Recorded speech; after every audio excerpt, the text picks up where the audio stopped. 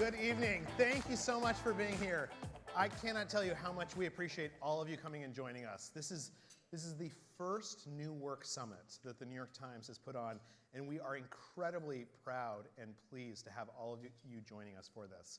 The inspiration for this started a couple of years ago when, in large part in talking to you and folks like yourselves, to senior advisors to President Obama, to CEOs, to chief analytics officers, to folks who are shaping corporate America today and the non-corporate America.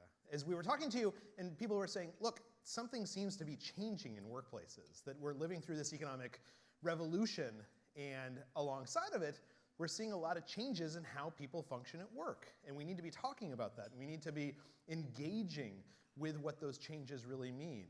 And that was the genesis of putting together this incredible group of people to have a conversation about what that means.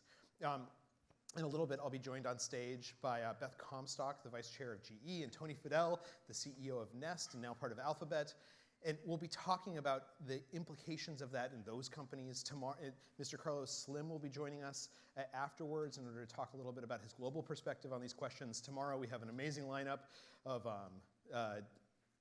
Mark Benioff, Ursula Burns. I just got off the phone with J.J. Abrams, who's going to be joining us, which, as a secret, he'll be showing us some bloopers from the last Star Wars, which nobody's allowed to tell anyone else that we've seen, so you're all sworn to secrecy.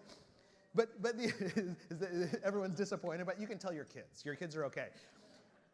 But I think at the heart of all of this is this basic idea that there is a huge change happening right now.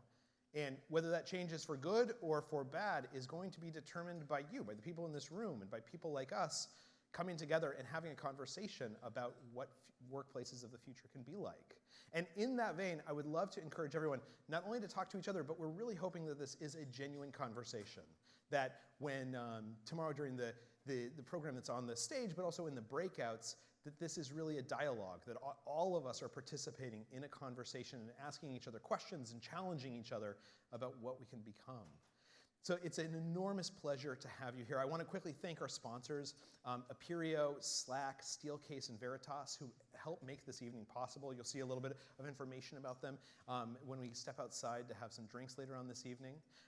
Also, if you haven't gotten a chance to download the app, I would greatly recommend it. I assume everyone in this room knows how to download apps.